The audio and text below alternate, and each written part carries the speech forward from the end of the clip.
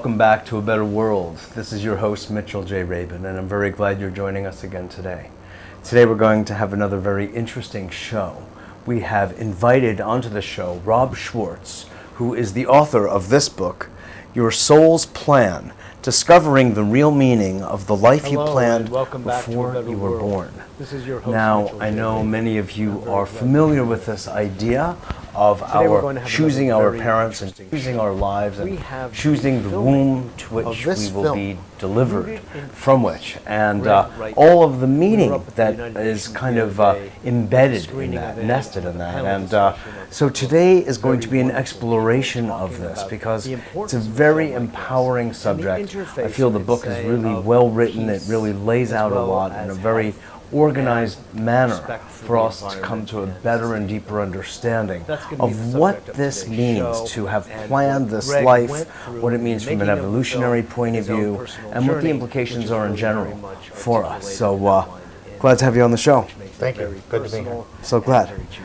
So Rob, what is it, first just on a personal level, what is it that inspired you personally to, I know you were bored at your job in marketing and all that, but there are any other things you could have done, but why was it this that caught your attention?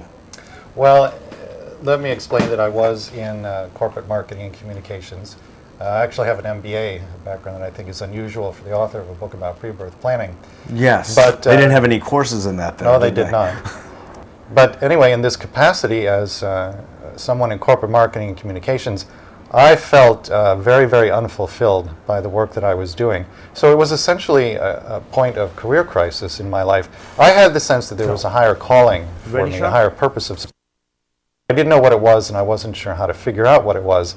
Now, I come from a fairly conventional background, conventional family, Cleveland, Ohio, growing up in the Midwest, conventional education based on the scientific method. I tried very conventional things to figure out my higher calling in life. I went to career counselors, took the Myers-Briggs, things like this. This really did not help at all. So I was sort of at a point of desperation, really, and I thought, why don't I go to a psychic medium? I'll invest an hour of my time, a little bit of money, and no harm done. See what comes up. This happened on May 7th of 2003.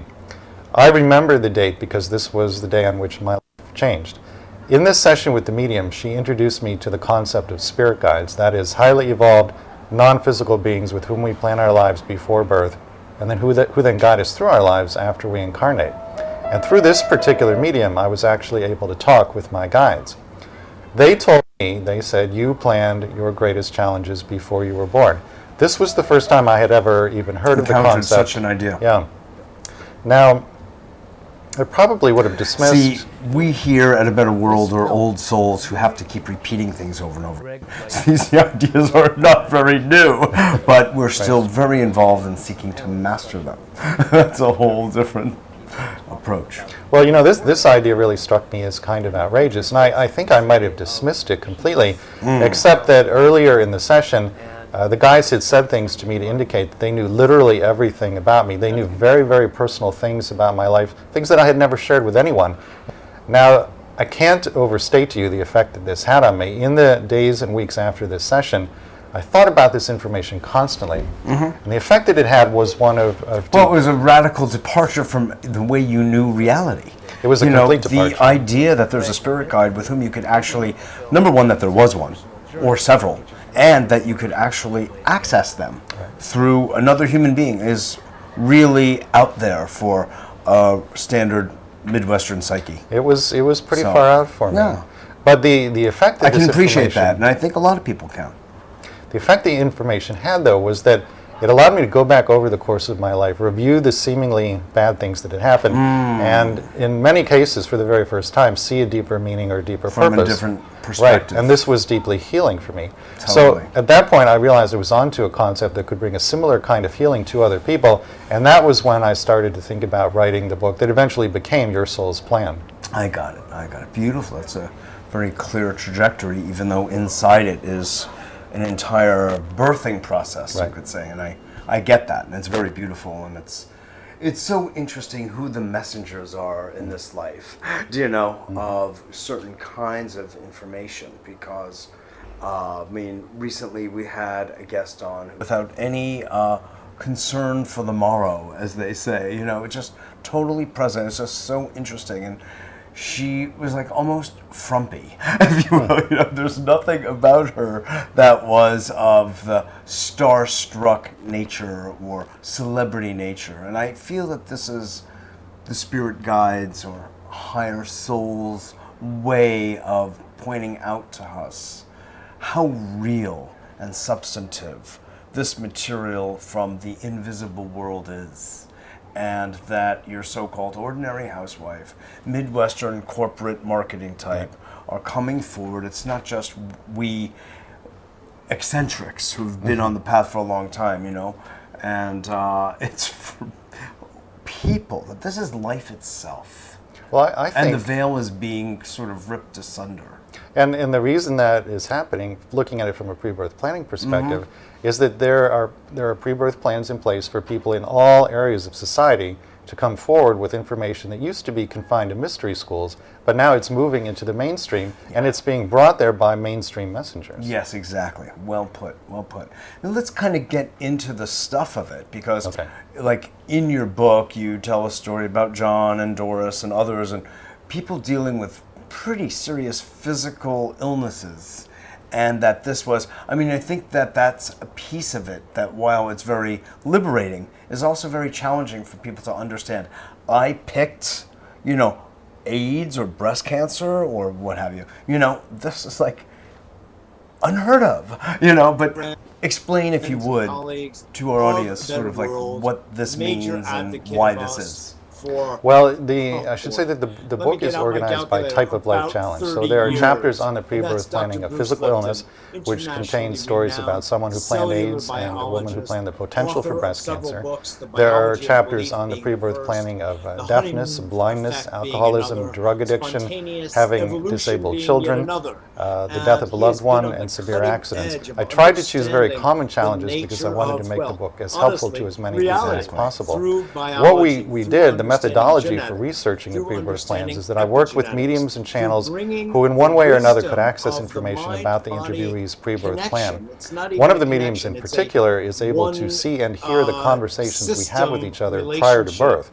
And her name is? That is Stacy Wells. Another one of the mediums... She's out of Arizona? Lake Havasu, Arizona. Another one of the mediums is Corby Mitleid, who is here in New York State. Corby actually has the ability to channel someone's soul, someone's higher self. So in working with her, I could interview a soul directly and say to the soul, what did you plan for this person's lifetime and why did you plan it? Beautiful. Worked with Deb DeBari, a medium in Chicago. She's very gifted at talking with the quote-unquote deceased. So if I was interviewing someone whose life challenge involved someone else who was now back in spirit, generally we would work with Deb. She would call in the deceased loved one, and I would just ask the person directly, what did you plan with this person and why? And these are all pretty clear channels without a lot of static and filtering. Very clear. I had personal sessions with all of them as part of the screening process. And the fourth person is Glenna Dietrich, who's in Minnesota. She generally channels angels. She's a trance channel. And in that case, I would interview the angels directly and say, what is the pre-birth plan in this case? Then I compile all of the information and present a case explaining why each interviewee planned a particular challenge before birth. So it's essentially an attempt to give meaning to suffering that to a lot of people seems to have no meaning. The value of this information, well, there are several things that it helps with. One is that it pulls people out of the victim mentality. I think very often when something quote-unquote bad happens, we tend to feel victimized. We think that God or the universe is punishing us, or that we must have done something. Why is it happening? I must have done something bad in a past life. When you understand an entire cultural conditioning backdrop to exactly those comments. That's exactly right. But when you understand that we ourselves plan our lives before birth, then it pulls you out of that victim mentality. Not everyone is comfortable with that. A lot of people are married to the victim mentality. But for those who are open to this idea, it's very empowering. It also allows you to forgive yourself, forgive other people, move beyond guilt, move beyond blame, and learn your lessons more consciously. If you can understand why you planned a challenge, you can go about learning the lessons it offers in a very conscious manner instead of just reacting to what's happening. Yeah, exactly. I've got to say that, to kind of let the cat out of the bag, why not at the beginning? Because I think it's really the core of it all, and you and I are in wholly clear harmony about the idea that the nature of the universe is love, and the nature of ourselves is truly love. Yes. And that's the nature of the soul. So when you come from that place, everything else proceeds, swimmingly, so to speak, because everything will then make sense from the choice of different physical illnesses, major challenges, giving birth to, a handicapped child, what have you. All of this stuff, all of a sudden, from this perspective, makes sense because you could see that it's the qualities of love that we haven't perhaps yet developed fully that we're being given an opportunity to develop through these pretty difficult challenges. I think that is one of the main reasons why we as souls plan challenges before birth. The soul, as I understand it, is literally made from the energy of unconditional love. It's also in a realm in which it is experiencing only love. So that means from the soul's perspective that the soul encounters no contrast to itself. And that in turn means that the soul doesn't fully understand or appreciate what it means to be made from the energy of unconditional love. So I believe what the soul is doing here, particularly with planning life challenges, is that we're putting ourselves in a situation in which we experience contrast. There's a lot, everyone would agree there's a lot of what we might call not love on earth. And it's the experience of the contrast that brings the soul into a deeper, more profound self-knowing of what it means to be made from love, particularly if you can express love unconditionally in these very challenging circumstances. And when I say express love unconditionally, I mean both give and receive. Both are equally important. Yes, exactly. From this point of view, all of a sudden, it casts a certain light. I mean, basically what you were saying is that we're all about experiencing, and we can understand all of the difficult challenges on the earth from this point of view. Yes. You could ask yourself, why is it that we need to create such powerful difficulties and challenges in order to learn what, for some of us, feel like somewhat easy lessons?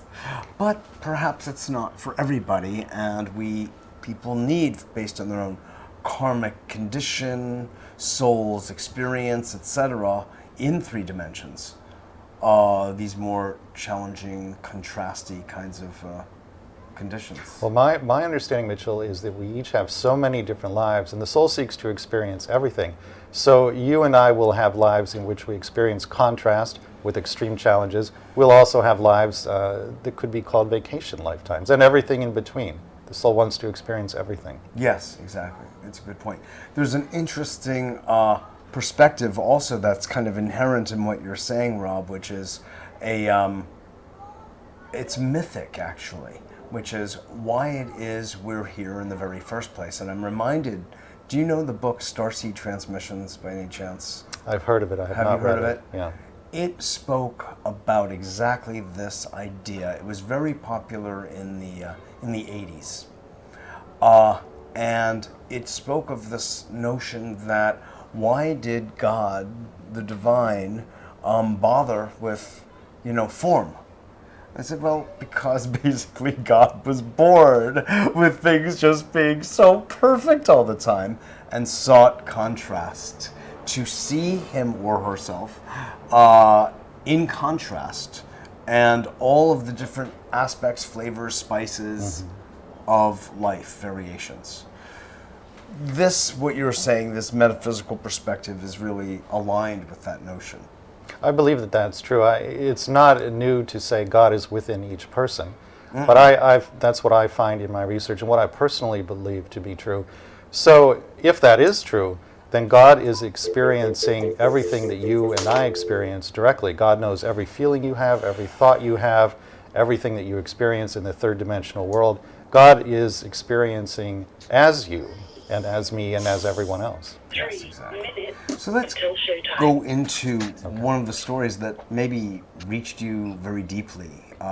It's hard to pick one. I'd rather not pick. I'd rather have you pick one of the stories that really impacted you. Well, one of the more dramatic stories is a woman named Christina, who, believe it or not, planned before she was born to be blown up in a bomb explosion. Oh, in the mailroom. In the mailroom. Oh, yes. Christina is now about 60 years old, but when she was in her early 20s, she was employed as an administrative assistant at a college in Southern California. I have invited back College. to our show. One of her daily duties in that job was to go to the mailboxes, which were in the basement of the building, and retrieve her employer's mail. On one particular day, as she had done hundreds of times before, she went down those stairs, went to the mailbox, and inserted her hand. But unbeknownst to Christina, on that particular day, someone had planted a pipe bomb in the mailbox. When she put her hand in, the bomb detonated, and the force of the explosion was so great that it picked her up off the floor and hurled her 10 feet backward against a concrete wall. There were 6-foot splinters of wood that were shot like arrows out of a bow into the wall around her.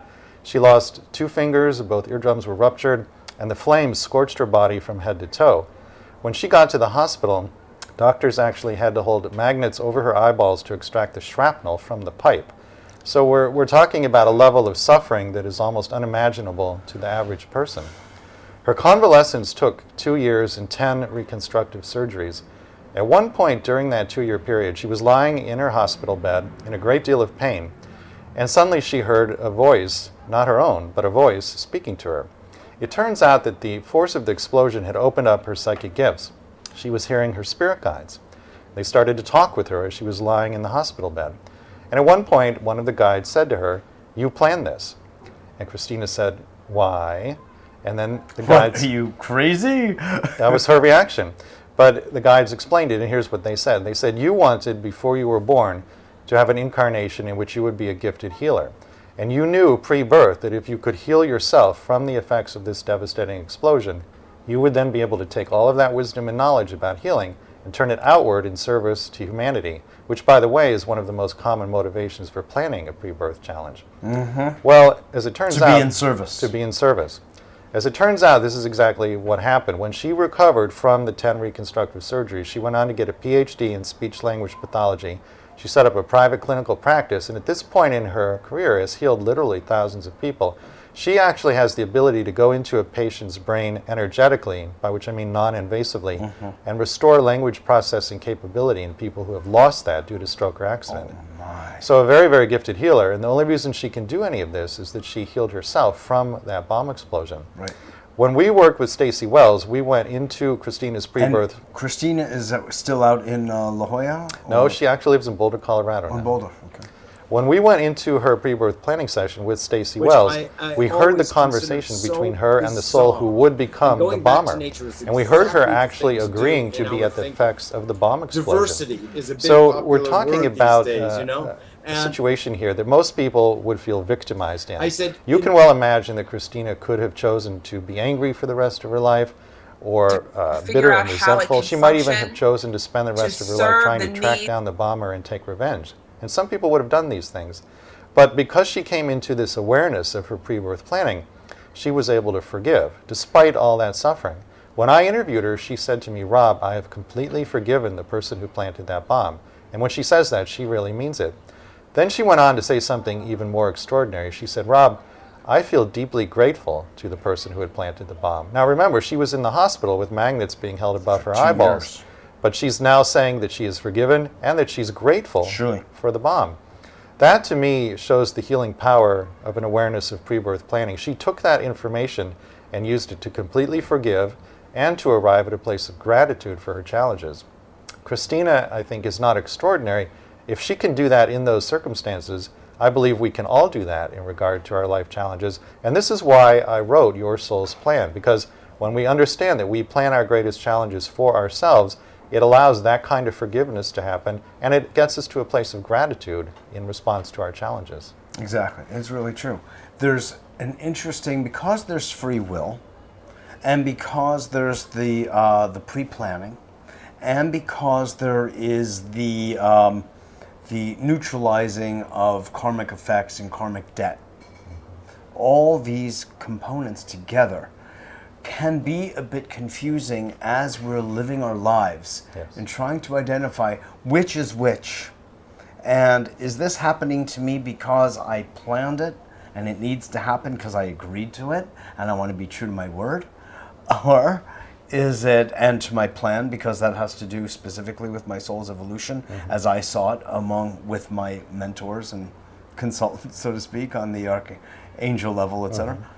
Or is something going on here because I'm not activating my free will and my sense of authentic self-expression in this relationship in a way that will help me maintain, say, my integrity and my dignity, and ultimately, and with compassion, interact?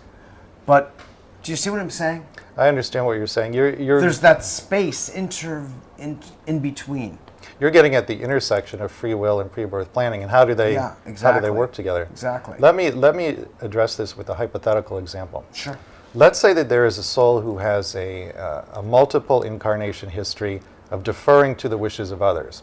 So this is somebody who's had many lives in which they lived their life according to the dictates of family, friends, and so forth. When that soul has their life review, as we all do... The I'm born to please syndrome. Yes, exactly. When they have the life review, they will see that they've been behaving in that way, and they will decide to have a lifetime in which they put this issue to rest once and for all.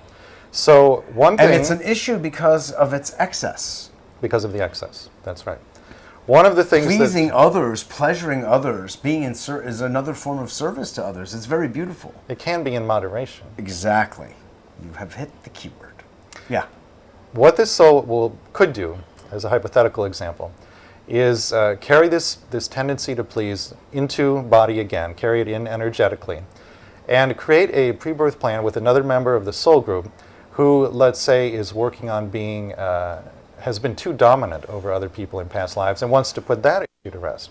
So let's say arbitrarily that the soul incarnating with this tendency to yield to others is going to be a woman, and that's arbitrary. No sexism intended. Sure. The soul who has been too domineering in past lives decides to incarnate as a man, and they construct a pre-birth plan that they will marry around the age of 30. The intention here on the soul's part is that the male who's been too dominant will get over that, and the woman who's been too passive and submissive will get over that, and they will challenge each other in this way. Yin and yang will balance each other out. Now, let's say that the woman, when she's about 25 years old, takes a job with an employer who is walking all over her, treating her unkindly, disrespectfully, and so forth. And she decides to stand up to this employer. She says, "Stop, you may not treat me that way. You must treat me with respect and kindness." In the moment she makes that stand... Like in the film 9 to 5, right? Very much so. In the moment she makes that stand... Why so many people enjoy it. Yeah. There's a huge increase in her vibration, which, if she can now sustain it until age 30, means that one of two things will happen. Either now she and that man don't meet because her vibration is here and his is here, and so the law of attraction doesn't bring them together. There's no need for that. There's no need for it. Or if they do meet, now there's no attraction because, again, their vibrations are so different. So instead of getting married, maybe they have one date and then they go their separate ways. What has happened is that through the use of her free will, she learned the lesson that was going to be taught in the marriage, and now the need for that difficult marriage doesn't exist anymore, and so it never takes place. Or if there remains a different kind of attraction between them, and he too has learned some lessons about softening the excess yang, they may come together and have a very fruitful... That's very possible. ...combination of relationship in service to others. That's one contingency that could definitely happen. It's another potential. It's another alternative reality. But you can see it in this case that she, in the hypothetical I gave, she used her free will to make a decision that taught her something. Absolutely. And so the plan challenge doesn't need to occur like that. Exactly. Well, Rob, I can only say I wish you were psychic so you could kind of tune into that interface in me in between what I have planned. And, you know, I'm kind of a funny one in this because I feel like in some way I have been in touch with my own soul's vibration for a long, long time, really since childhood. And I didn't know it was going to look like this as such. It wasn't like a vision, but it was a feeling of ways I was going to be interacting with the world, having to do with sort of philosophizing about and developing perspectives on things that could be of help to others, and writing and communicating about it. Okay. And so when I look at it, or when I have had astrology charts, it's sort of like all there in spades. It's like detailed that I am like on exactly the path that my chart shows I planned, you know, virtually without deviation. And what's interesting is I have been in touch with that all my life and remain in touch with it, you know, and it's one of the cornerstones of a lot of what I have to teach. And I would bet that it's really kind of cool, though. I would bet the work you do is very exciting for you and gives you a lot of joy as well. Yes, it does. Joy and excitement are two of the hallmarks that you're on your soul's path. People often ask, how do I know what my soul would like me to do in life? If it's exciting... What turns you on? Basically, that's true. If it's Sure. exciting and if it's joyful for you, that indicates that you are fulfilling your soul's mission in the world. Pre-birth missions in particular are set up to be joyful. I think that's so true. I also, and I'd like to hear what you have to say about this in our remaining minutes, you know, and it's interesting, along the path of my soul, I went to Bard College where I had a tremendous amount of freedom, and I basically had to graduate, you had to virtually write a book. And mine was on was called Prometheus and the Gift of Fire, the Awakening of Man's Consciousness. And using the Prometheus myth from ancient Greece as a symbol of the awakening through fire of the consciousness of man. Prometheus in Greek means forethought. Epimetheus, his brother, means, of course, afterthought. I keep thinking, and I'd just like to hear what you have to say if you can say it rather quickly. If we think about potential consequences of our actions, which is very much a Buddhist perspective, by the way, and we can shift our actions to be in accordance with what would be the most harmonious and loving, compassionate consequences, couldn't that obviate the need for all of the kind of tragic choices that people are making in their pre-birth planning? I completely agree with what you said. Basically, when you ask the question, what would love do now? And you proceed with the answer to that question, that will raise your vibration to a point where you will sidestep many of the challenges that were planned. Bottom line, the purpose of pre-birth planning life challenges is to call you into recollection of yourself as an infinitely loving being. So you can do it the hard way, where the universe sort of hits you over the head with the cosmic 2x4. There you go. Or you can do it the easier way by devoting yourself to being the most loving person you can be. On that note, thank you for being the loving person that you are. Thank you. Really appreciate it. This is Mitchell J. Rabin for A Better World. Thanks so much for joining us. I hope you enjoyed that as much as I did, and I look forward to seeing you all next week.